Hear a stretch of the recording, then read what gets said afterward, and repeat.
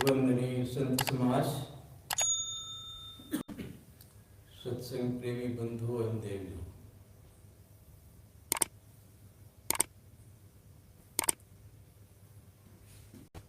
सदगुरु कबीर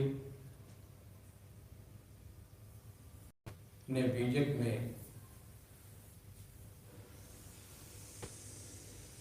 रमेणी 34 की साखी में कहा है,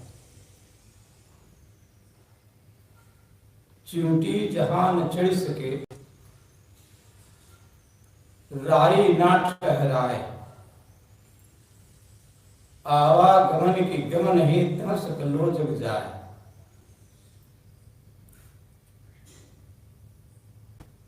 और साखी 33 में कहा, कबीर का घर शिखर पर जहां से लहली गैल, पाँव न टिके पपीली गाता खलकन लाते बैल। ये दोनों साखियां एक विशेष भाव को प्रदर्शित करती है। चिमटी जहां न चढ़ सके, एक ऐसा स्थल है, एक ऐसी जगह है जहां चींटी पहुंच नहीं सकती है। वह ऐसी जगह है जहां राई का एक छोटा सा दाना भी ठहर नहीं सकता है। वहां आने और जाने का रास्ता भी नहीं है, लेकिन वहां सारे संसार के लोग वहीं पहुंचना चाहते हैं।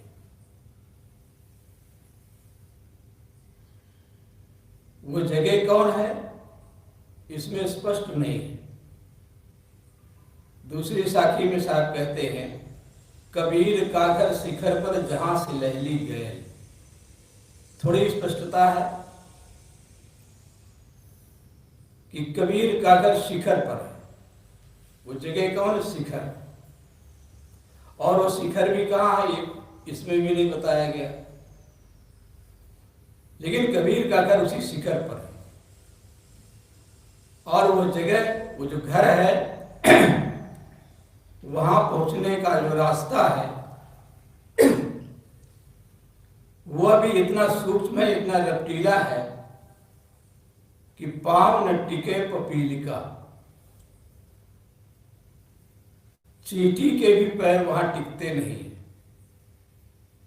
इतना रपटीला है, इतना सूक्ष्म है। तह सकलो जब पाँव न टिके पपीलिका, तह खलकन लादे बैल। और उस घर में लोग संसार के विषयों की लादी लाद करके पहुंचना चाहते हैं। वो जगह का कहाँ है ये पता नहीं है, लेकिन है वही घर कबीर का। यही बात गीता में कही गई, न तद भाषयते सूर्यो न शशांको न पावक, यद गत्वा न निवर्तन्ते तद धाम परमम। जहां सूर्य और चंद्रमा प्रकाशित नहीं होते, बिजलियां नहीं है, अग्नि नहीं है, विद्युत नहीं है, जहां पहुंच करके फिर लौटना नहीं होता, वह मेरा परम धाम है। एक धाम मिला गुरु की दाया, दुनिया में ऐसा धाम नहीं जहाँ सर्व दुखों का अंत हुआ, उससे बढ़कर आराम नहीं। हम सभी को वो कबीर का घर, जिसको ये साखियां प्रदर्शित करती हैं, वह मिल गया है, या उस घर में ठहरने के लिए हम सब लोग यहां आए। लेकिन हम उस घर को पहचान नहीं पाते। वो घर है अपना आत्मस्वरूप। घर उसे कहते हैं जहां कोई ठहरता रहता है। हम कहीं भी संसार में किसी भी घर में रहें, लेकिन हमें जहां विश्राम न मिले वो घर घर कैसा। इस जीव को संसार के किसी भी घर में जिसे वो घर कहता है वहां उसे आराम नहीं मिलता है। भूला लोग कहें घर मेरा, जा घर में तू भूला डोले, सो घर नहीं तेरा। बात की अपने घर की बात कोई किसी से कहता नहीं, कहते ये तो अपने घर की बात है। अपना घर होता है, अपना घर सबको प्यारा होता है। यक्ष ने युधिष्ठिर से यही पूछा था, को मोदते, कौन सुखी, कौन प्रसन्न है।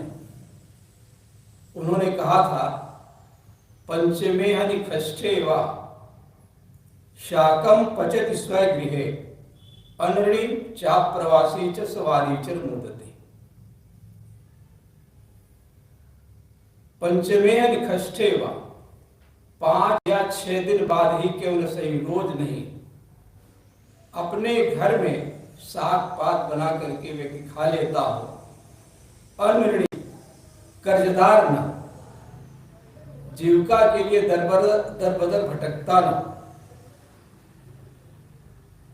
जीविकोपार्जन के पश्चात अपने घर में सुखपूर्वक आ जाता हो, वह सुखी है। यदि हम बाहर ही भटकते रहे तो हमें सुख नहीं मिलेगा। बाहर क्या है, बाहर का घर कौन है जहां हम भटकते अपने घर की याद नहीं करते। ये बाहर का संसार। लेकिन जिस घर को, जिस संसार को हम अपना मानते हैं, क्योंकि प्राणी यही रहता, सबसे बड़ा घर तो यही है, इस घर को, इस संसार को एक दिन छोड़ना पड़ता है। नहीं चाहते भी छोड़ना पड़ता है। राम नाम सत्य एक दिन हो जाता है। वो काल्पनिक उदाहरण याद आता है। हल्द्वानी नैनीताल में एक वृद्ध व्यस्त थे, कथाकार थे। उनको बहुत प्रिय था, कहा करते थे, मैं भी कई बार कहा। कहते हैं जब आदमी की मृत्यु हो जाती है, मर जाता है,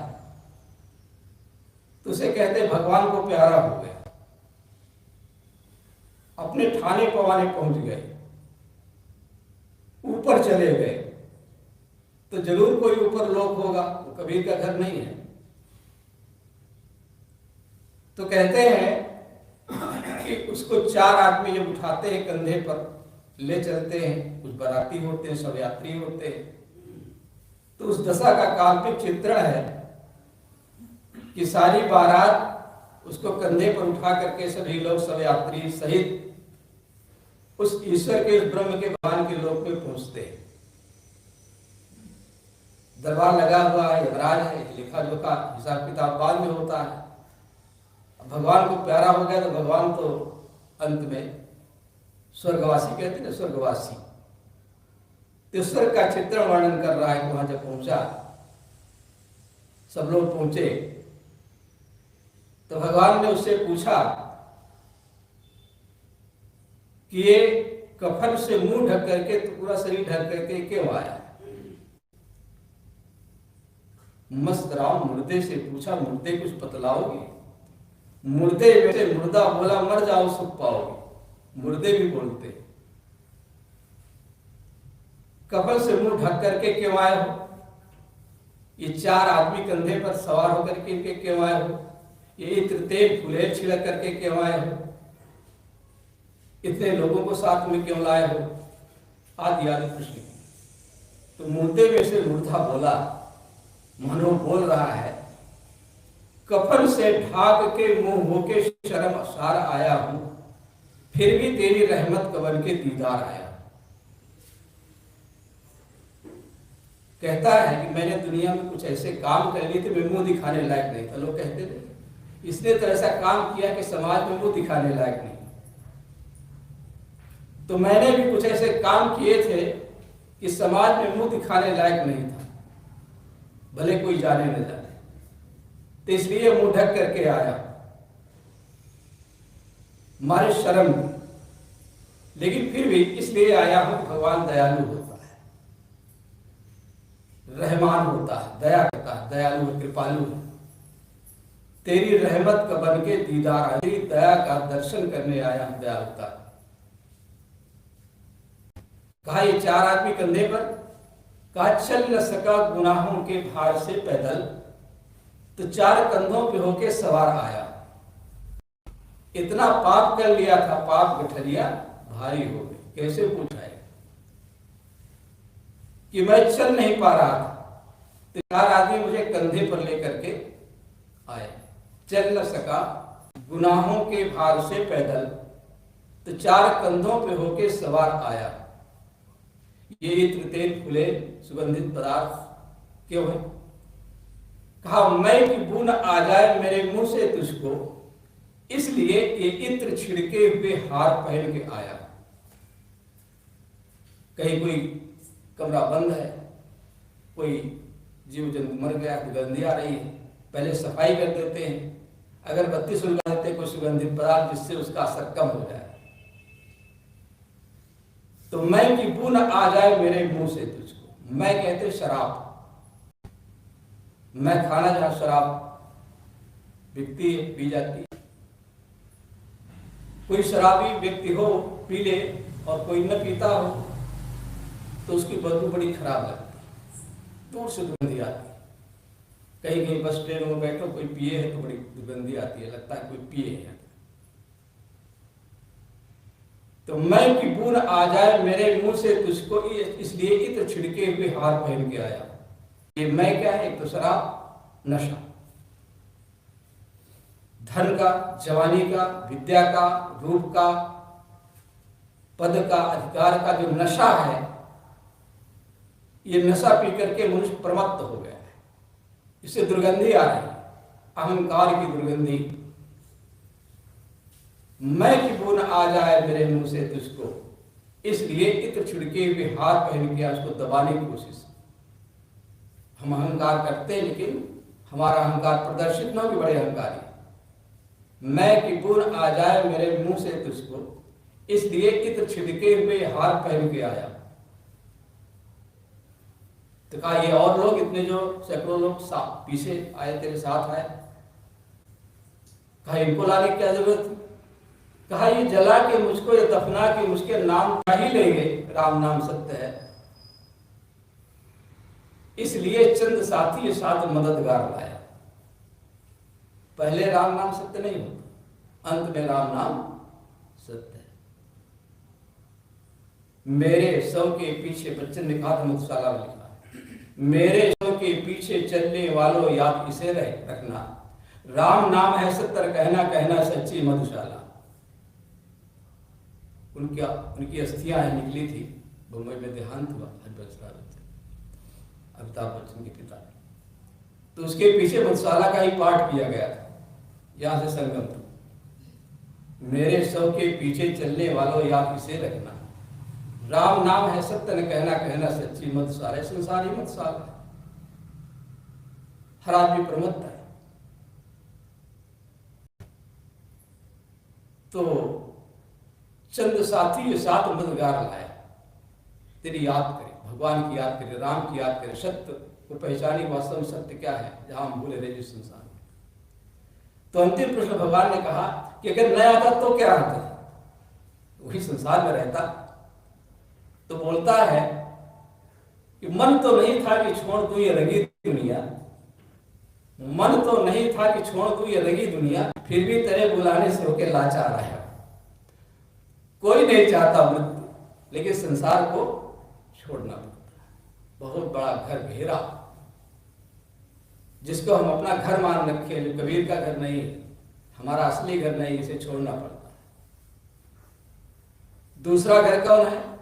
जो हम बना लेते हैं, चीटियां बिल बना लेती हैं मनुष्य, छप्पर झोपड़ी महल मकान बना लेता है, आश्रय स्थल, ये कुछ सामान इकट्ठे करके, कुछ पदार्थ इकट्ठे करके इसी संसार के कुछ बना लेता है। लेकिन ये भी छोड़ना पड़ता है। घर कौन सा बसा के जो वीरान हो गया, गुल कौन सा हंसा के परेशान हो गया। मौत जब आती तो कोई इंतजार नहीं कर सकता, कोई इंतजार नहीं करती। ये बनाया हुआ घर हमें छोड़ना पड़ता है। संसार धर्मशाला सब जीव मुसाफिर जो आते ही जाते रहते, कोई ठहरता नहीं। ये घर भी छोड़ना पड़ता है, दूसरा घर हो गया। तीसरा घर ये शरीर। हम संसार में रहते हैं, घर में रहते, तो जीव कहाँ रहता? जीव शरीर में रहता। शरीर भी तो एक मकान है, मिट्टी पानी आग हवा हाड़ मांस चाम से बना शरीर है। तो शरीर रूपी घर भी एक दिन छोड़ना पड़ता है। नहीं चाहते भी उस काया से काया कुटी खाली करना पड़ता। रोज भजन भी सुनते, संतों की तो वैराग वाणी इसी पर है, मृत्यु की याद करो। चौथा घर कौन है? हमारा मन। घर उसे कहते हैं जो जहां हर प्रकार का संग्रह होता है। आप भी रहते, सामान भी रहता है, और हम मन के घेरे, मन के घेरे में रहते हैं। मन का घेरा इतना बड़ा कि सारे संकल्प विकल्प वासनाएं जन्म जन्मांतर की मन में रहती है। संग्रहालय जन्म जब से होश संभाले तब से आज तक न मालूम कितनी कितनी बातें हमारे मन में ही संग्रहित है। रात में सपना हम देखते हैं, मन में देखते हैं, कितना कितना भरा है। मन की कल्पनाओं में जीते हैं, भोगों में, संसार में जहां सुख नहीं उसकी कल्पना करते हैं, ईश्वर की कल्पना करते हैं, भूत प्रेत की कल्पना करते हैं, सब मन में ही तो मन के घेरे में, मन की मानंदियों और कल्पनाओं में रहते हैं। इसलिए हम दुखी रहते, उस घर की हमें याद नहीं होती। पति पत्नी थे, शादी हुई थी अभी, दोनों बातचीत होने लगी। कहा जब हमारी संतान कोई होगी तो उसको कहाँ सुलाएंगे। एक ही बेड पर दोनों सोए थे। पति थोड़ा खिसक गया एक तरफ, कहा बीच में सुला लेंगे, अपना प्यारा बच्चा कहीं संतान नहीं होती, कितना लोग परेशान होते, बीच में सुला लेंगे। थोड़ी जगह बनाई। पत्नी ने कहा और दूसरा बेटा हो जाए, क्योंकि एक या दो, अब तो एक ही दो की बात चलती है। तो कहा दूसरा है तो उसको कहीं अलग कर देंगे, थोड़ा और खिसका, और जैसे ही खिसका बेड से गिर पड़ा, संभाल नहीं पाया, मग्न थे बातों में, गिरा तो उसका हाथ टूट गया, फ्रैक्चर हो गया। डॉक्टर के पास जाना, डॉक्टर ने कहा कहाँ एक्सीडेंट हुआ, क्या हुआ, कहाँ कैसे हो गया। कहा उस लड़के ने तोड़ दिया, दूसरे वाले ने। कहा यार तुम्हारी तो शादी अभी हुई, लड़के ने कैसे तोड़ दिया। हंसने लगा, प्लास्टर किया, हंसने की बात ही। कल्पना करके मनुष्य दुखी होता है। ये तो एक छोटी सी बात है, बहुत से उदाहरण। मन की कल्पनाओं में हम घिरे रहते हैं, सोच सोच करके दुखी हो। जो नहीं है, जो है उसके लिए दुखी रहते हैं, आगे क्या होगा दुखी रहते हैं। इस घेरे में, इस घर में, कल्पनाओं के घेरे में पड़े रहते हैं। उस घर की याद नहीं करते जहां चींटी न चढ़ सके, पपील का पैर ठहरता नहीं। पपील का कहते चींटी। चींटी छोटी होती है, सूक्ष्म बुद्धि। स्थूल कर्मकांडों से भी हम उस सत्य को, उस तथ्य को, उस धाम को, उस घर को, उस आत्मा को, उस चैतन्य को नहीं पहचान सकते। सूक्ष्म बुद्धि से भी को नहीं पहचान सकते। मन, वाणी और कर्म से परे अपना आत्मस्वरूप है। हमें उसी की याद करना है। जो मन से मनन करते हैं वो मन का विषय है। मन जिसके द्वारा चिंतन करता है वो आत्मा है।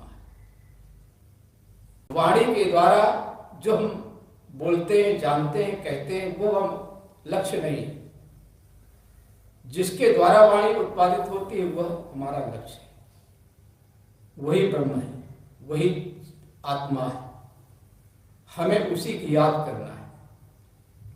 गहरी नींद में हम सो जाते हैं, जैसे अपने घर में हम सो जाते हैं, आनंद से सोते हैं, या नींद में जाग करके उठते कहते आज आनंद से सोया। आनंद की अनुभूति जो हुई मुझे, कुछ नहीं सोच रहा था, कुछ नहीं देख रहा था, कोई सपना भी नहीं था, जब फिर भी कहता हूं मैं आज आनंद से सोया। जीव शिव सब सुख सैन, सपने कछ करतूत, जागृत दीन मलिन से विकल विषाद विभूत। जागने पर सारा विषाद होता है, गहरी नींद में नहीं, क्योंकि उस समय ये जीव अपने आप में पहुंच जाता है, अपने घर में, अपने धाम में पहुंच जाता है। लेकिन फिर उठता है, फिर विकल्प विषाद से विभूत हो जाता है। तो यहां साहब कहते हैं कि ऐसे घर में पहुंचो जिस घर में पहुंच करके क्लेश न हो, दुख न हो। ध्यान में क्या होता, सुबह समाधि ध्यान हमें अपने घर में घर की याद कराने के लिए होता है। सभी संकल्पों को छोड़ दो, अपने आप में आ जाओ। समाधि जहां सारे आदि व्याधि उपाधि सम हो जाते, बराबर हो जाते, कोई क्लेश नहीं रहता। दृष्टा साक्षी भाव में जब बैठते हैं ध्यान में, संकल्पों को छोड़ देते हैं, जब कुछ नहीं रह जाता तब क्या रह जाता है, अस्तित्व, आत्मा। जैसे मछली नदी के दोनों सिरों को स्पर्श करती है, इसी प्रकार ये चेतन जागृत स्वप्न सुषुप्ति इन तीनों अवस्थाओं में गमनागमन करता है। जब ये स्थिर हो जाता है तब तो अपने धाम में पहुंच जाता है। जैसे संध्या होने पर चींटियां अपने बिलों में पहुंच जाती है, पशु खूंटे पर पहुंच जाते हैं, मनुष्य अपने घर में लौट आता है। इसी प्रकार सारा संसार का व्यवहार करते हुए हमें अपने घर की याद करनी है। वह घर शिखर पर सब लोग ऊपर हाथ उठाते, मरने के बाद भी कहते ऊपर चला जाएगा, और समाज अनेक धर्मावलंबी भी ये कहते ऊपर कोई लोक है। बाहर की मंजिल चलने से मिलती है, अंदर की मंजिल ठहरने से मिलती है। जब तक हम ठहरे नहीं, अपने आप में स्थिर नहीं होंगे, हम उस घर में नहीं पहुंच सकते। अपना घर अपनी आत्मा ही है, हमें अपने में लौटना है, स्व में लौटना है। बाहर से हट करके अपने आप में जब लौट आते हैं तो उससे कुछ भी नहीं है। घर का मालिक सर्वोच्च होता है, मालिक से मिलो, राष्ट्रपति, प्रधानमंत्री जो बड़ा होता है। शरीर, मन, इंद्रियां, बुद्धि, इन सबसे ऊपर कौन है? ये जीवी ही तो है, चेतन ही तो है, आत्मा ही तो है। यही सर्वोच्च है, यही शिखर है। इस शिखर का कोई और शिखर नहीं होता, किसी भी शिखर का कोई और शिखर नहीं होता, शिखर एक ही होता है जो अंतिम बिंदु होता है। इसलिए हमारा जो अंतिम लक्ष्य है, जो शिखर है, जहां मन बुद्धि वाणी नहीं पहुंचते हैं, वो हमारी अपनी आत्मा है, हमारा अपना चेतन स्वरूप है। बस वही उदाहरण याद आता है। किसी अध्यापक ने बच्चों को पढ़ाया स्वर्ग और नरक के बारे में। स्वर्ग में अप्सराएं होती हैं, सुख भोग होते हैं, अच्छा अच्छा खाने को मिलता है, वहाँ किसी प्रकार की गंदगी नहीं होती है। और नरक में दुख, क्लेश, मारा पीटा, चीरा, नरक का वर्णन किया। फिर बच्चों से पूछा, बच्चों अब ये तुम लोग बताओ कि कौन कौन स्वर्ग जाएगा, हाथ उठाओ। स्वर्ग जाने के सबने हाथ उठा दिया, एक बच्चे ने हाथ नहीं उठाया। फिर पूछा, बच्चों तुम लोगों में से नरक कौन कौन जाएगा? तो नरक का विभत्स वर्णन सुनकर कौन हाथ उठाता? नरक कौन कौन जाएगा? किसी ने हाथ नहीं उठाया। तब अध्यापक को आश्चर्य हुआ। एक लड़का था जो स्वर्ग जाने में हाथ नहीं उठाया, स्वर्ग जाने के लिए, और नरक जाने के लिए भी हाथ नहीं उठाया, बैठा रहा। तो उसने बच्चे को खड़ा किया, कहा खड़े हो जाओ। कहे तुम स्वर्ग जाना चाहते हो? कहे नहीं। कहे नरक जाना चाहते हो? कहे नहीं। कहे तुम कहाँ जाना चाहते हो? कहे मेरी मम्मी ने, मेरी माँ ने कहा है कि घर से सीधे स्कूल जाना और स्कूल से सीधे वापस घर आ जाना और कहीं मत जाना। साहब कहते हैं पाप पुण्य की शंका नहीं, स्वर्ग नरक नहीं जाही, कहीं कबीर सुनो हो संतो, जहां का पद तहां समाई। स्वर्ग जाने के लिए कोई पुण्य नहीं करना जैसा लोग करते, ये भी करते आए, और नरक जाने वाला तो काम करना ही नहीं। साधक को ही नहीं, किसी भी मनुष्य कहीं ये छूट नहीं है कि तुम गलत काम कर सकते हो, तुम गृहस्थ। कई बार गृहस्थ लोग मिलते हैं और कोई भूल हो जाए, साधु से कहते महाराज भूल करें, हम करें, गलती हम करें, आप क्यों करो? सब जगह गुरु है, आप गलती करोगे तो समाज क्षमा नहीं करेगा। तो पाप पुण्य की शंका नहीं, स्वर्ग नरक नहीं, पाप कर्म करना नहीं, स्वर्ग में जाने के लिए कोई यज्ञ पुण्य नहीं करना है, सत्कर्म करना है, निष्काम भाव से। जहां का पद तहां समाई, जो अपना पद है, ये संसार के पद छूटने वाले, आज है कल नहीं। जो चैतन्य पद है, आत्म है, अपना अस्तित्व हो, कभी अपने से छूटने वाला नहीं है। हम यहां से कहीं भी चले जाएं, लेकिन अपने को यहां छोड़ के नहीं जा सकते। जहां जाएंगे अपनी आत्मा को अपने साथ, वो भी एक कहने का तरीका है। आत्मा कहीं अलग, मैं कहीं अलग हूं, ऐसा नहीं। वो को कहां ढूंढे बंदे, मैं तो तेरे पास। इसलिए हमें उस शिखर पर पहुंचने के लिए, जहां चींटी के पैर में यानी बुद्धि, मन और संसार के का कोई गमनागमन नहीं है, जहां स्थिर रहना, वो अपना स्वरूप अपने चेतन स्वरूप में ठहरे, उसकी याद करें, वह नहीं भूले। बस यही हमारा लक्ष्य होना चाहिए। बोलिए सद्गुरुदेव की जय।